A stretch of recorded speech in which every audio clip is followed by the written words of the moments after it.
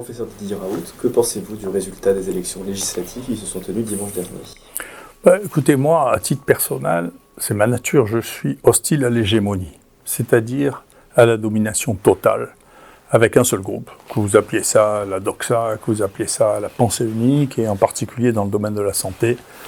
En plus, quand il y a des gens qui sont pas extraordinairement compétents, qui imposent un mode de pensée, une loi, et qui interdisent de penser, de faire autrement, je pense qu'il est temps de présenter des alternatives pour que les gens leur demandent quel est le rationnel de ça. Par exemple, je pense à l'interdiction d'utiliser l'azithromycine dans autre chose que l'angine à streptocoque, qui a fait l'objet d'une déclaration de ministre de la Santé, enfin l'ancien, parce que comme je vous l'ai dit, il faut un peu de patience parce qu'il tourne, plus ou moins vite d'ailleurs. Mais de mettre au journal officiel qu'on ne peut plus donner dans les infections, dans les angines, que les gens qui ont un strepto-test positif, c'est de l'autorité basée sur de l'ignorance. D'accord ? L'azithromycine, il n'y a pas d'indication d'azithromycine dans le traitement des angines à streptocoque. Tous les streptocoques sont sensibles au bêta-lactamine, et donc c'est l'ampicilline, le traitement de ça. Le prétexte selon lequel on donnerait moins longtemps l'azithromycine que l'ampicilline n'est pas justifié par l'objectif qui est affiché, c'est-à-dire diminuer le temps du portage pour éviter une maladie qui n'existe plus depuis 30 ans dans le pays, qui est le rhumatisme articulaire aigu. Tout ça n'a pas de sens. Vous irez dans un autre pays, les États-Unis, et bien ce qui sera recommandé pour les angines, c'est de donner de l'ampicilline ou de l'amoxicilline, pas du tout de l'azithromycine. Mais l'azithromycine est recommandée pour le traitement des pneumonies aux États-Unis, et elle n'est pas au Vidal, elle n'a pas d'autorisation de mise sur le marché pour les pneumonies en France. Donc tout ça n'est pas de la science. De nous faire croire que c'est de la science, c'est la preuve de l'ignorance au pouvoir.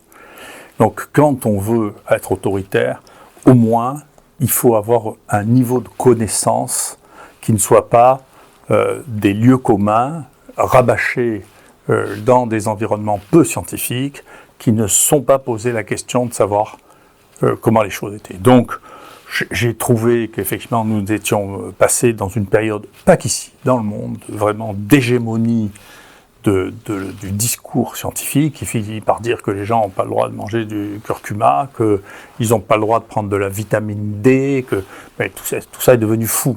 C'est cette espèce de certitude qu'il n'y a rien d'autre à faire que de donner des médicaments nouveaux qui coûtent très cher et qui ne marchent pas, est devenu quelque chose qui est insupportable. Donc j'espère qu'effectivement, il y aura un débat là qui amènera les gens à expliquer comment ils prennent des décisions de cette nature qui ne sont pas basées sur de la science et que les assemblées font leur métier, c'est-à-dire écouter les sachants pour pouvoir valider ou ne pas valider des décisions qui interdisent des produits anodins à la prescription chez le médecin ou à l'auto-prescription, vous savez, du curcuma. Je ne sais pas ce que vous fait comme mal le curcuma. Il faut arrêter d'avoir des opinions sur le curcuma. Enfin, c'est cette histoire. Donc, tout ça est un problème. Moi, j'en ai souffert parce que la presse est engouffrée dans cette espèce d'hégémonie qu'elle aime bien, parce que elle adore les messages simples, si vous voulez, et que donc, quand un gouvernement a des messages très simples, la presse adore ça, c'est comme ça. Et donc, moi, ça m'est arrivé plusieurs fois de me retrouver en face de journalistes qui m'expliquaient à moi mon cœur de métier de la science. Après, je vous expliquerai ce que j'en pense au fond. D'accord ? Donc, c'est bien. Je suis content d'ailleurs que François, qui est une partie de la presse résistante, explique que c'était un petit complot contre moi, l'histoire des tuberculoses traitées avec des protocoles sauvages. Il y en a qu'un qui dit, bien que toute la presse soit enchantée de dire qu'on faisait du traitement sauvage de la tuberculose dans les HU. D'ailleurs, il n'y a pas de... On ne traite pas... c'est dans l'assistance publique de Marseille qu'on traite les gens, c'est pas dans les HU. Les HU, c'est une fondation qui finance essentiellement des étudiants, du matériel, c'est pas... et qui organise les soins d'une manière qui est collective. Je vous donnerai des aspects collectifs. Depuis 8 mois qu'on nous persécute avec 8 inspecteurs pour trouver ça, je vous dirai ce qu'ils ont trouvé et je vous montrerai que le dernier point sur lequel ils attaquent, qui fait encore le bonheur des uns et des autres, est le même point, ce qu'ils trouvent dans François, qu'on peut reprocher au ministre, M. Véran, à la directrice de la NSM et à la ministre de l'Enseignement supérieur et de la Recherche, qui est partie elle aussi, Mme Vidal. Donc ça veut dire, et puis probablement à 99% des gens qui ont fait au moins une publication, vous verrez qu'aucun n'a entièrement respecté la réglementation, parce que l'éthique est une chose, la réglementation en est une autre.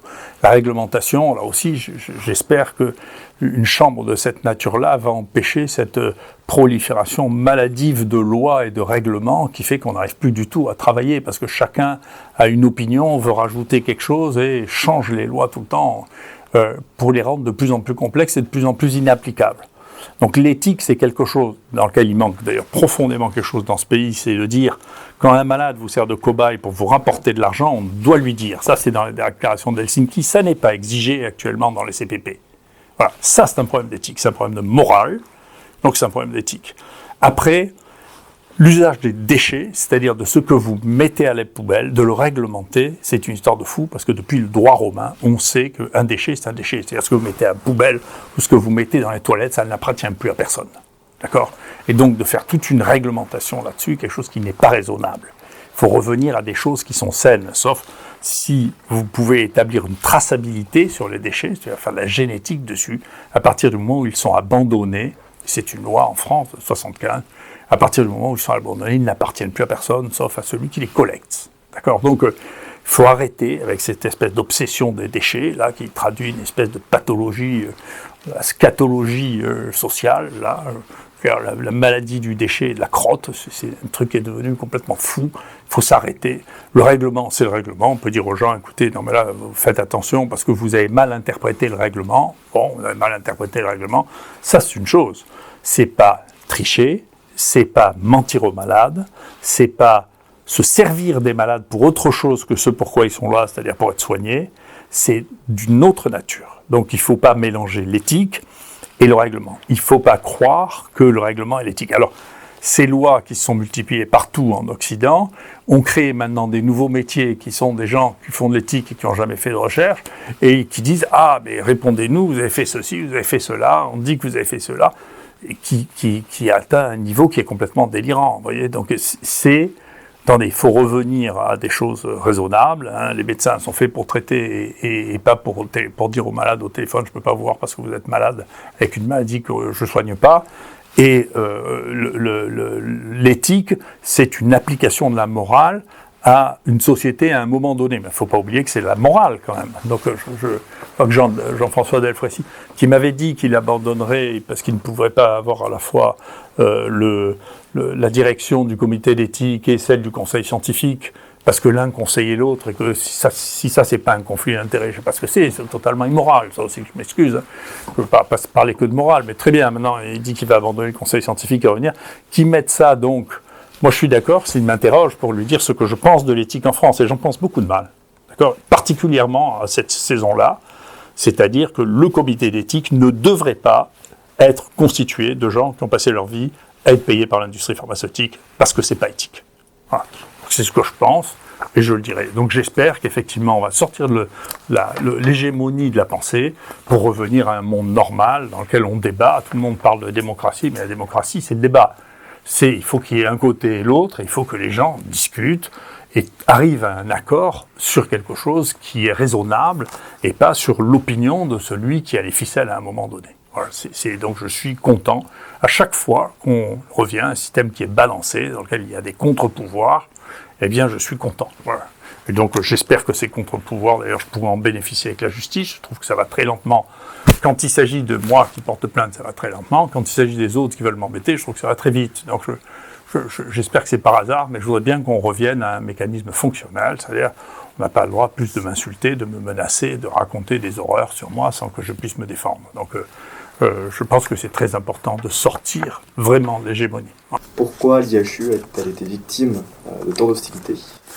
Elle a été victime d'autant d'hostilité parce que les propositions qui ont été faites à l'IHU étaient des propositions qui ne répondaient à aucun marché, ne gagnaient pas d'argent, et que ça marchait. Donc si ça n'avait pas marché, d'ailleurs, la chose serait arrêtée depuis très longtemps. Mais je montrais des données, vous voyez, là, c'est la mortalité tout au long de la crise, vous voyez, dans l'IHU, dans le CHU de Marseille, dans le département des Bouches-du-Rhône et dans la France. Vous voyez. Et ça, c'est que des données de l'INSEE. Les gens qui lutte contre ça. On a les plus grandes difficultés, y compris à publier ça, parce que l'hégémonie, c'est l'hégémonie. C'est-à-dire que ça tient, le pouvoir tient en très grande partie maintenant sur l'industrie pharmaceutique et la santé, y compris les journaux qui sont devenus des affaires commerciales pures et simples. Alors, il y a très peu de journaux qui sont maintenant des journaux académiques, c'est-à-dire qui ne sont pas des machines à argent extraordinaires, comme Elsevier ou Springer. Donc c'est des sociétés colossales, c'est des multinationales d'une puissance extrême qui ont les mêmes capitaux d'ailleurs que ceux de l'industrie pharmaceutique, c'est les mêmes. Enfin, au bout d'un moment, peut-être que c'est être complotiste, d'être lucide, mais moi ça ne me gêne pas du tout. Mais donc moi, puisque j'ai ces inspecteurs là, qui sont là depuis novembre, je leur ai dit, écoutez, puisque vous êtes là à inspecter, vous ne voulez pas vérifier que les données que nous publions sont exactes, parce que c'est très facile, puisque c'est l'assistance publique. Vous regardez les gens qui ont eu un diagnostic de Covid et ceux qui sont morts. Et ceux qui sont morts, il ne faut pas regarder nos dossiers à nous, vous regardez l'INSEE. L'INSEE collecte tous les morts.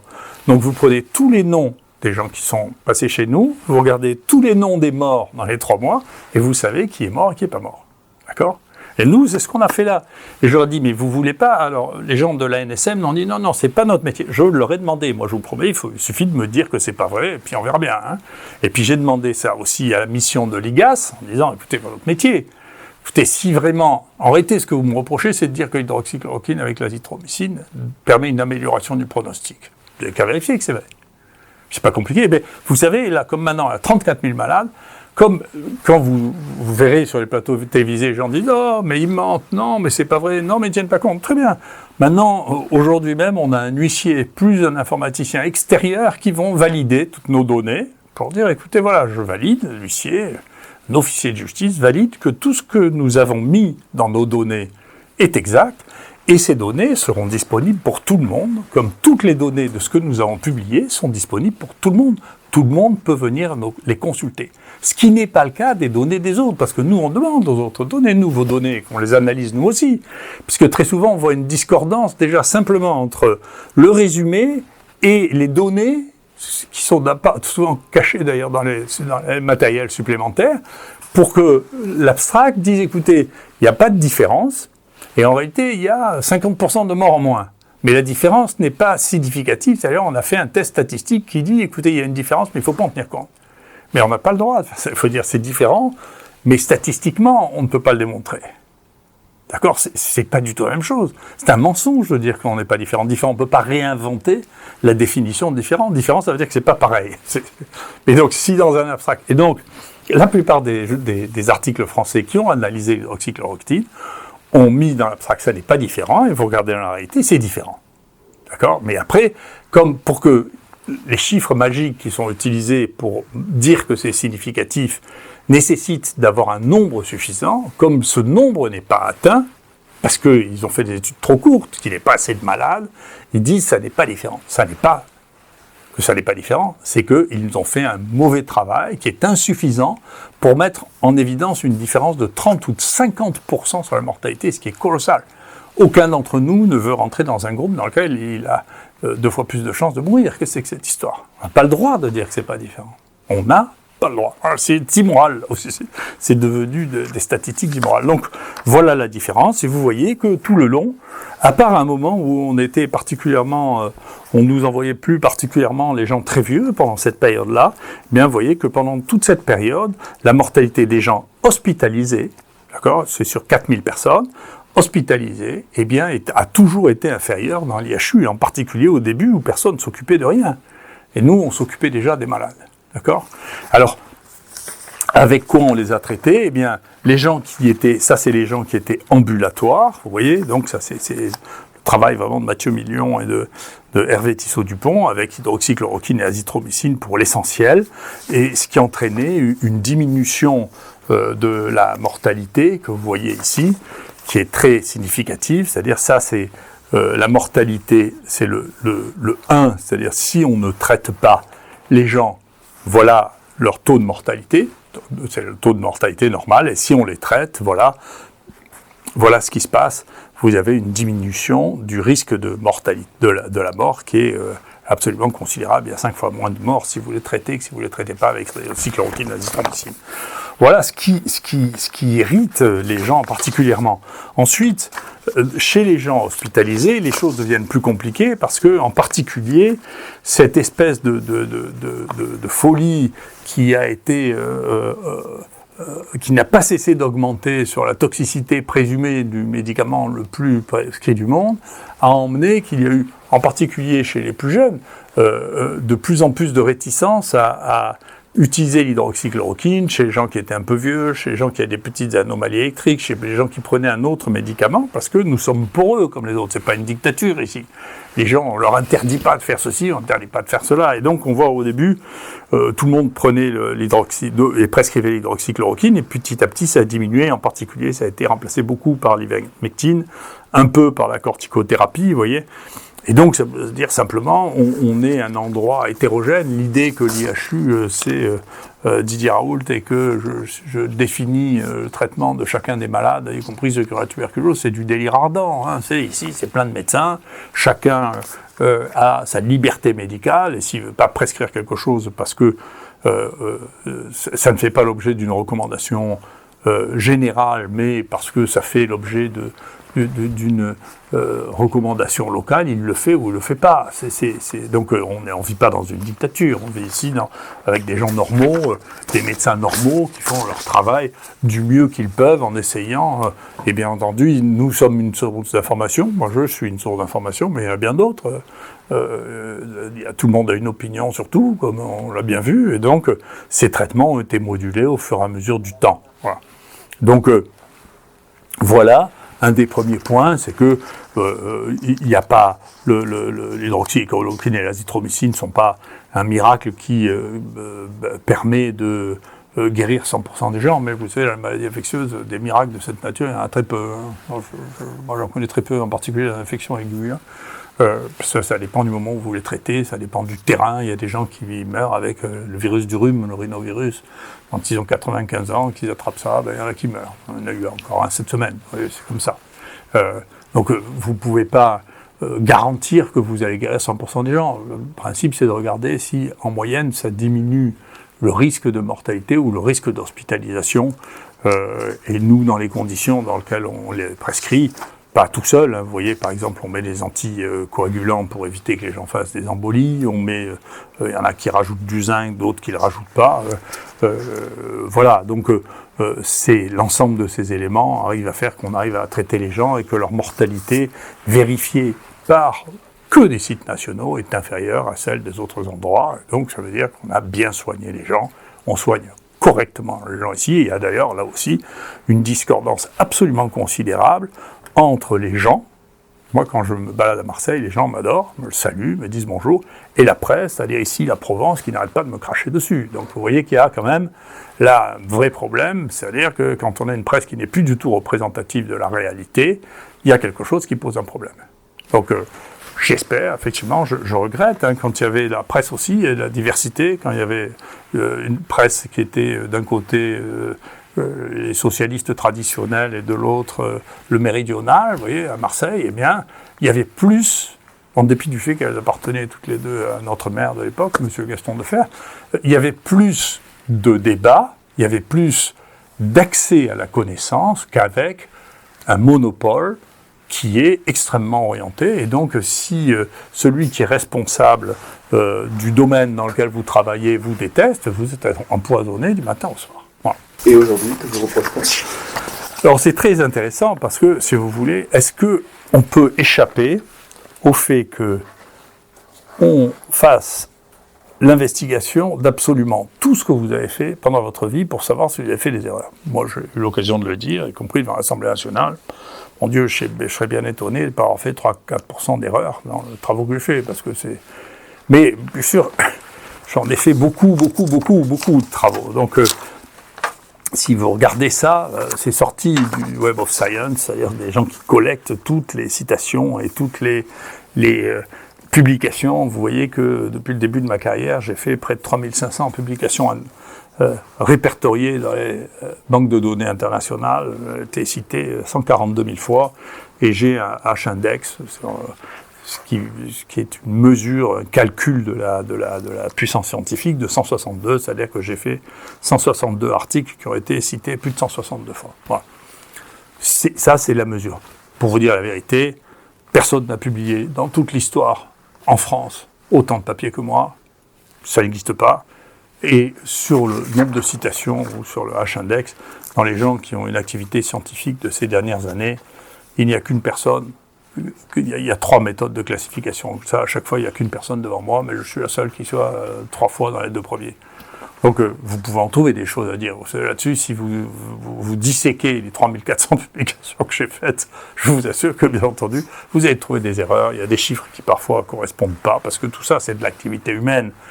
Personne ne peut échapper à faire des erreurs. Mais c'est intéressant, parce que les gens qui m'ont harcelé ces dernières années, on va voir ce qu'ils font. On va regarder. Normalement, la science, c'est jugée ce qu'on appelle par les pairs, c'est-à-dire des gens qui sont de votre niveau. Alors là, c'est un peu compliqué de trouver quelqu'un qui ait publié autant que moi. Mais enfin, on pourrait trouver... Allez, si on trouvait quelqu'un qui a publié, 10 fois moins que moi. Bon, on les a pas. 100 fois moins que moi. D'accord ? Parce qu'on les a. On les a pas. Donc, c'est les gens qui... Vous m'expliquer comment on fait la science, c'est les gens qui ont publié moins de 100 fois moins que moi. C'est pas beaucoup, quand même. Ouais. Donc, qu'est-ce qu'on a ? Alors, par exemple, on a la dame de la NSM. Là. Donc, je sais pas, François a trouvé que parmi ses rares publications, parce qu'en tout, elle a fait 7 publications, vous voyez, son H-index, c'est de 3. Elle a été citée 20 fois dans toute sa vie, cette dame. D'accord ? Et là-dedans, ils ont quand même réussi à trouver qu'il y avait une des publications où elle est faite, où elle n'avait pas déclaré qu'elle avait présenté ça au comité d'éthique de l'époque, qui s'appelait les CCPRB. D'accord ? Donc, ce qu'elle me reproche là maintenant, sur mes 3500 publications, elle, sur ces 7 publications, elle a fait au moins une fois. D'accord ? Après, on va prendre M. Véran. Ouais.